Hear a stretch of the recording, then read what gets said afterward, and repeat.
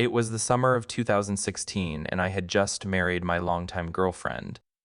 Over the course of our 12-year relationship, we had traveled to the mountains several times in both summer and winter for camping, but also to stay in nice mountain hotels and snowboard the slopes.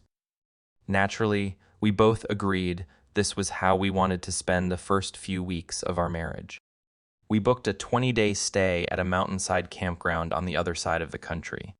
We also decided to bring our dogs with us as they too love being outdoors and we generally bring them camping anyway. After 2 days of road tripping, we had arrived, quickly set up and settled in for a good, long stay on the mountain. It was beautiful. A couple of days into our trip, and we had already met a bunch of fellow campers. We are very experienced campers, so we generally attract a lot of attention from novice campers asking for tools or supplies as they see we are well set up. We are usually more than happy to help people get situated if they need matches, cream or sugar, or help setting up their equipment. It was day 4 or 5 in the afternoon when she first made her presence known to us. I will refer to this person as her or her as we never learned her name. We were sitting down under the shade of the large pine tree at the edge of our site, drinking beers and playing cards when she seemingly appeared out of nowhere. She was just suddenly right there. "Can I pet your dog?" she said. Even my dogs didn't see her approach as the very sound of her voice triggered them into a startled frenzy. As the dogs were worked up already, I politely told her no. Then she just stood there, at the edge of our site. Didn't say a word. Just stood there sort of existing but not really doing anything. She wasn't exactly staring at us or looking at anything in particular. I asked her if she needed anything and she said no. After a few minutes, she walked off. I work with people with brain injuries, so I've had my fair share of experiences with unusual behaviors, including people with poor social skills, so I wasn't about to write this person off as creepy just yet. But she had my attention. I casually watched her walk off and enter a campsite across the path and a few sites down from ours. There was already a small tent set up in the site, but she proceeded to pull an even smaller single-person tent from her backpack and began setting it up. The day prior, we saw 2 young girls set up the other tent and were clearly the occupants of the site. There was no further interaction with her that day, although we did notice that the owners of the other tent on the site were not around at all that day, and we didn't see them return that night. Well, the next morning I am walking to the camp showers to clean up for the day. As I walk past her site, I see she is sitting in her little tent reading a book. The door to the tent is open.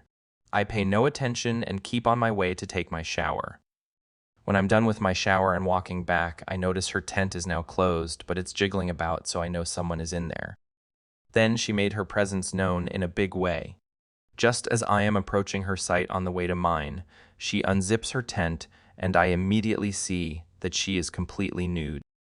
She then positions herself just inside the tent at the door and lets out this over-the-top full body stretch and holds her arms way up the sky while pushing her chest forward like it was some kind of mating ritual designed just for me. While she does this, she lets out what I only describe as an exotic moan. It was pretty obvious she was putting on a show for me. I continue on my way to my site and tell my wife about the display I had just witnessed too. We both laughed it off and moved on with our plans today: hike a good trail to a waterfall.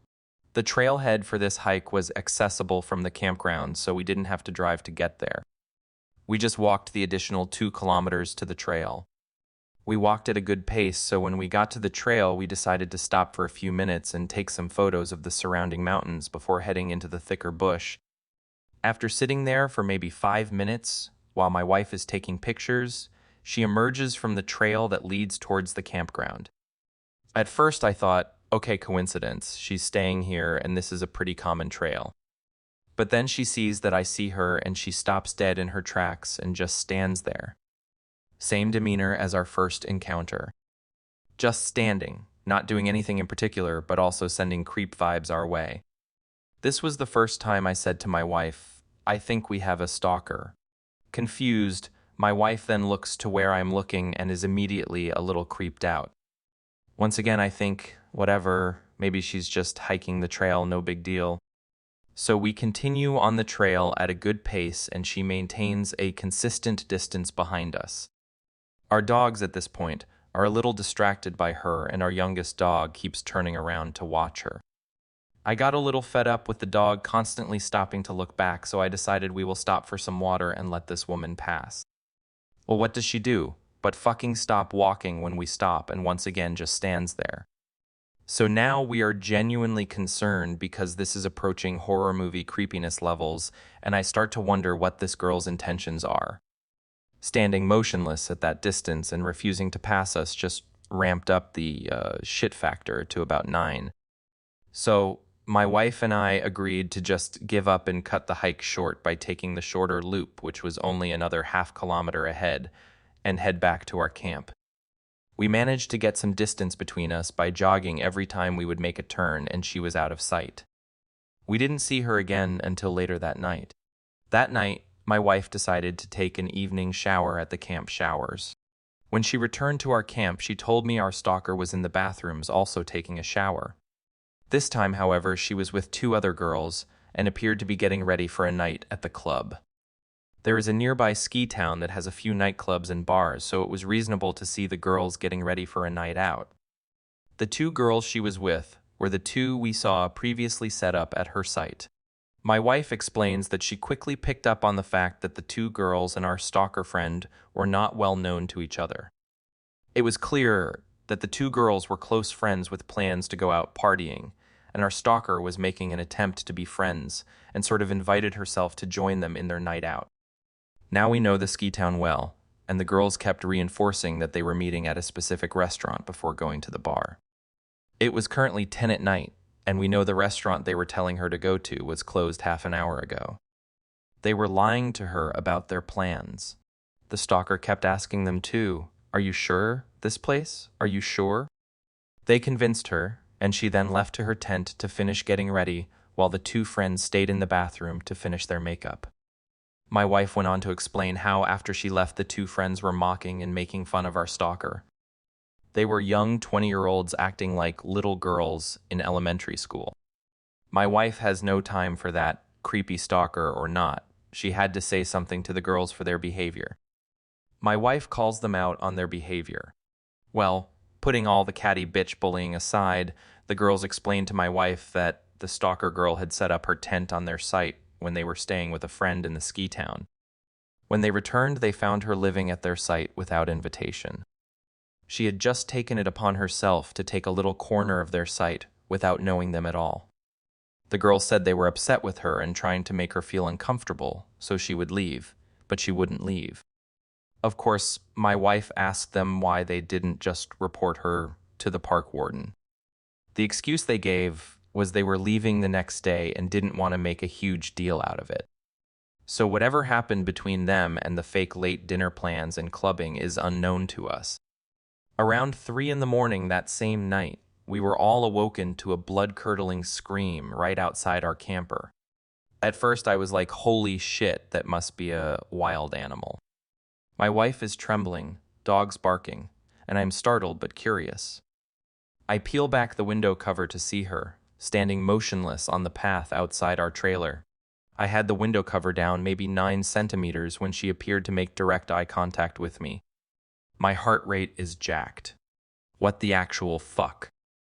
After gazing in my general direction for what seemed like an eternity, she calmly turns around and walks to her tent. I will make sure our trailer is locked. After a good hour and a stiff whiskey, we manage to get back to sleep. So the next day is Friday. We have friends from a nearby major city coming up the mountains to spend the weekend with us. We haven't seen them in a while, so we are excited for a couple days together. Well, they are not at our site for 15 minutes, and as they are setting up their tent, she mysteriously appears out of nowhere yet again. Like bam, there she is, but now this time she is actually on our site. I hadn't had a chance to tell our friends about her before she arrived, so they were a little more friendly than I was. She asks me once again if she can pet my dog, who during all of this is barking at her. I think I said something like, she isn't being very friendly towards you right now, so I would prefer if you didn't. She didn't pet my dog, but she also just stood there staring at me, like she was considering how she would dismember my limbs. She then notices our friend's tent brand as he is still setting it up and comments on how it's the same model as hers, although a larger sleeping capacity. My buddy has picked up on the creep vibes and my general displeasure with her presence, so just gives her the, "Oh yes, cool," and keeps setting it up. Well, she starts grabbing at the tent pegs and picks up the hammer and says she will help him set it up because she has experience with it. My buddy declines and asks for his tools back. Cue the fucking psychopath stare down, but this time she has a hammer in hand, adding to the oh shit factor. She literally just drops everything right there and runs off. I go on to explain the last few days to our friends, and they agree we need to keep an eye on her. So, by this time, the two girlfriends whose site she had hijacked were packed up and gone. It's now Friday night, and we've been drinking all day, so we're feeling pretty good. It's maybe about 11 in the morning when she walks over to our site again. She says, "Hey, you guys seem to have a lot of extra room with the tent and the camper. Do you think I could stay with you guys tonight? We could have a lot of fun in there together." My buddy is feeling pretty good from all the day's beers, so he's pretty forward when he replies, "Did you just propose an orgy to us?" Now this whole time I'm just sitting in my camp chair with my whiskey taking this all in. She wasn't really taking notice of me at all so far. Then she smiles, turns her head, and looks directly down at me and says, "I like your friend." She then turns around and walks away into the darkness of the night towards the forest. What the fuck? We are all now terrified she is going to return. I decided right then and there, if we see her again in a creepy fashion, I am calling the park warden. This is getting silly. Well, the night is winding down, so we all decide to walk together to the bathrooms to clean up for bed. My wife pulls on my hoodie and says, "Babe, look." I look over to see that the site she was set up on is completely destroyed.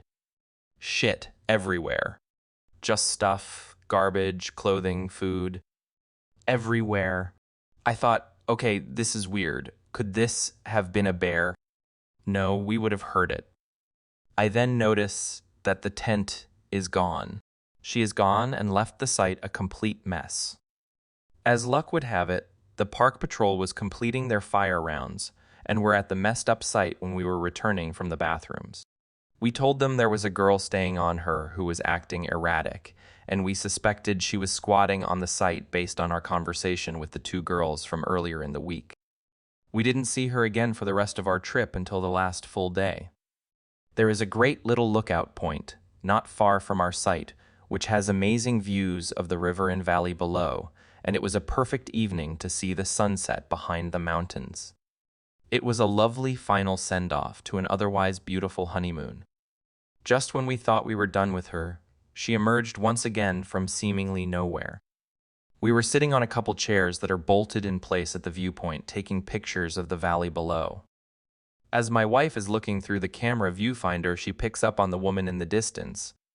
She is standing in the woods a little ways down the mountain towards the valley, watching us. As her final act, she walked up the mountainside and sat right beside us on a boulder that was beside the chairs. She says nothing. Just sit there.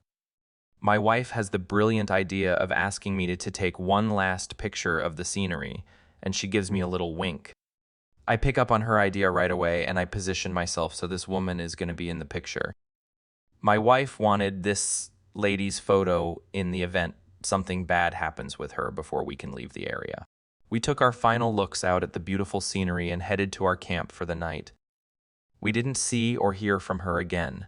Upon reflection, we agreed this woman had some serious mental health issues, obviously.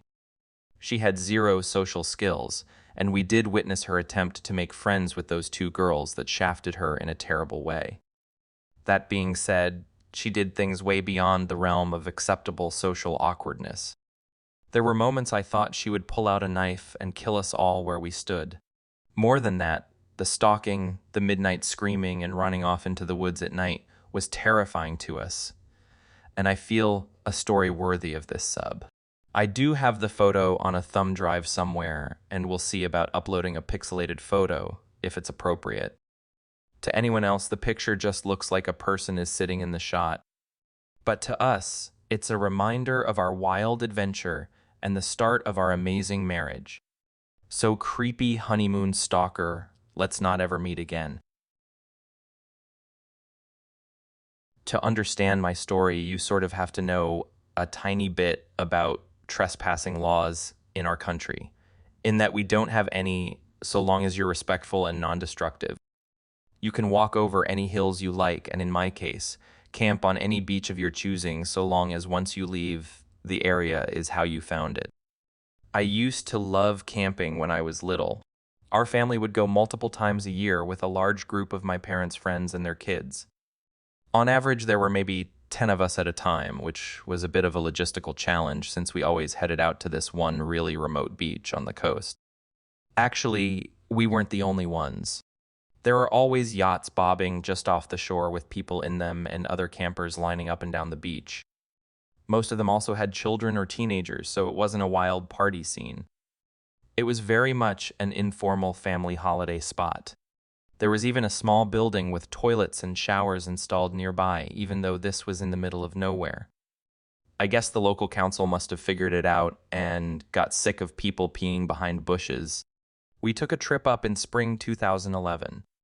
I'm really bad with time, but I know this because I got my dog in winter 2010, after picking her out that November from the shelter as a birthday gift from me to me, as I paid her adoption fee. Reddit, I know you love dogs, and she will be very important to the story later on. So let me tell you a little bit about Parmesan. Parmesan came to me as a 6-month-old puppy who had been rescued from a dog fighting situation. We're not entirely sure what breed she is exactly, but my best guess is a lurcher/staffy mix. She is a wonderfully well-tempered dog with people and most dogs, but you absolutely do not threaten her. She'll have you. So, by the time of this camping trip, I'd had Parmesan for a few months. She'd never come camping with us before, but far as my family are concerned, dogs go on camping trips, so when we all piled into the car, she came too. Unusually, though, none of the family friends could make it, so it was only me, my sister, my dad, and my mom. I didn't mind. I wasn't that attached to the other kids. I'd rather play with my dog, and I'd still have my sister. The drive took the best part of 6 hours, and because we'd left a bit later, although I don't remember why we'd left later than normal, we arrived at sunset. Not a good time to be building a tent, but we'd expected to arrive with other campers already set up and the beach illuminated in campfires. The beach was empty. In spite of this, my parents started taking stuff out and trying to build the tent. They asked us to fetch some of the lighter bags from the boot of the car while they sat pointing a flashlight at the sand to see properly. I rolled down the window of the car for Parmesan before getting out. It was pretty hot for that time of year, and I wanted her to have air. Always gotta be looking out for my furry little homie. As we're fumbling about in the dark, on a beach, in the middle of nowhere, it's pretty spooky. The one road that led to this beach was circular and had a bridge over the water, meaning you could basically circle around the beach like a big zero shape if you felt like it. I wasn't really paying any attention to the road. I was complaining I was tired as kids want to do, but my mom was. After maybe 15 minutes of my dad trying to nail the tent into the sand, my mom's asking him if had he seen that car drive around. It's been a few times. My dad kind of shrugged her off. He's sort of like that. I don't know if he said anything back to her, but after a few more minutes, a car pulled up next to ours on the road and someone got out.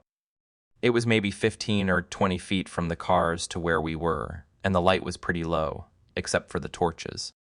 We weren't expecting to see anyone else out here at this point, and I think my mom said it must be the security. I don't know why a random beach would have security. I think what she meant was the Wildlife Trust or something, as they do occasionally come down to do their nosy. The guy was walking pretty unevenly. He must have been drunk or high because he had that stagger to him. There was absolutely no way this guy was sober. Cool. A junkie. Not an unusual find, but it's rare to see them in the wild. As he walked into flashlight range, we realized he was carrying a large knife, maybe 15 inches. Although I was small at the time, so maybe my sense of scale was off. I don't like my dad, but credit to him, once he saw this, he got up immediately, holding onto the camping mallet, and put us all behind him. The man began to shout wildly at us that we can't camp here and he was just letting us know. My dad tried to initially be a bit low-key with the guy and told him that was fine. We'd leave, but this didn't work. He kept coming closer to us, so my dad started shouting and the man kept shouting back. My sister and I were crying. I remember shaking. I was utterly terrified, as I'm sure anyone would be in that situation. It really did seem like this guy and my dad were going to fight, and I'm going to be honest, I didn't fancy my dad's chances.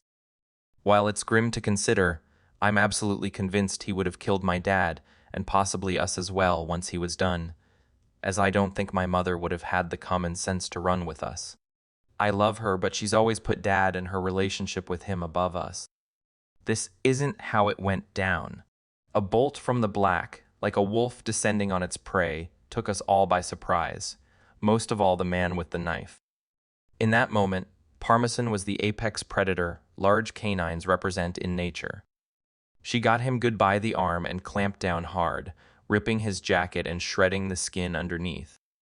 He dropped the knife, as it had been in the arm she had got him by.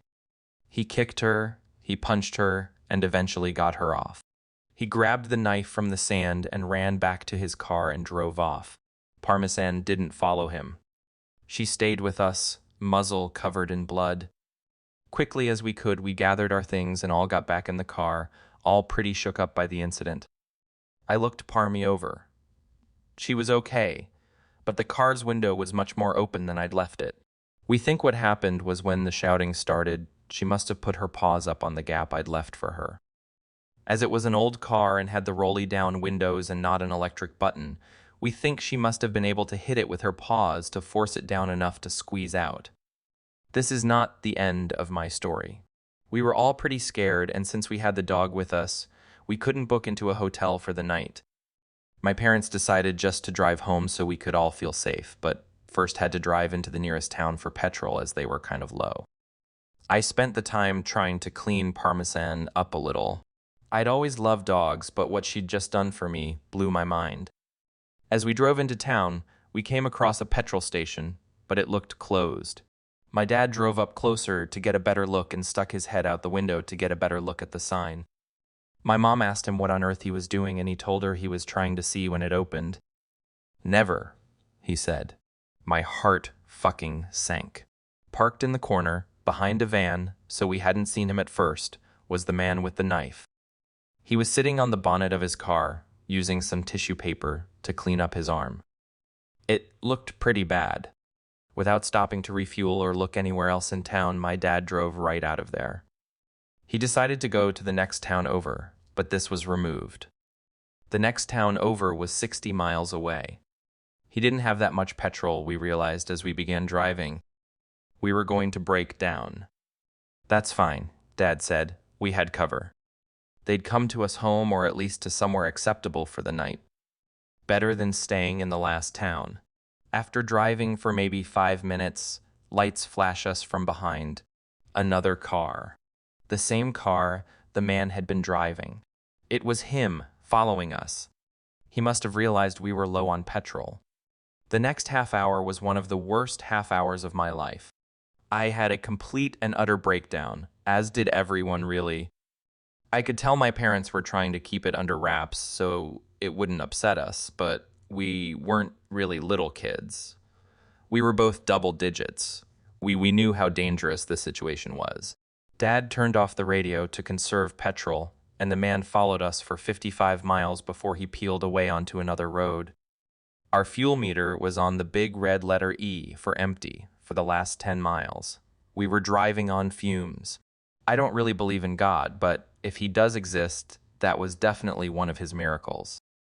Once we got there, we drove into a petrol station and refilled to a full tank before driving the rest of the way home. Sister and I slept in the car after that. I only woke up once we made it all the way home, just grateful nothing worse had happened than that. After getting some sleep, my mom phoned the non-emergency line for the police and reported what had happened. They never got back to her after that, but apparently the woman she spoke to said they may wish to in the future, as he matched the description given of a suspect wanted in relation to a murder charge. No idea if he actually was that guy or just a random psycho. As I said, they never got back to her. So, what's the takeaway then? Other than a crazy man on the beach, let's not meet. Well, for me, it's that I love Parmesan. She's still with us now, old as the hills and twice as grizzled as one of my mum's friends likes to joke. I don't know why she did what she did that day. I couldn't tell you what her thought process was. What I do know is that this poor puppy was born into an environment where they abused and neglected her, only to be rescued and taken to a shelter where her mother and siblings all found homes before her. Despite how badly people had treated her, when I took her home, she forgave but never forgot. I think the saying is, I never trust a person who doesn't like a dog, but I always trust a dog when they don't like a person. They have a very good understanding of human body language, and I think she must have understood how much danger we were in. If you're able to, please adopt. You might find yourself in a situation like mine one day. I promise you, if you're willing to save a four-legged friend's life, they will pay you back tenfold if they're able to, without a thought for their own safety. I paid £78 for Parmesan's adoption fee, which is a lot when you're a kid, but it chills me to my bones knowing if I hadn't been so instant on a dog, I might be dead. Best money I have ever spent.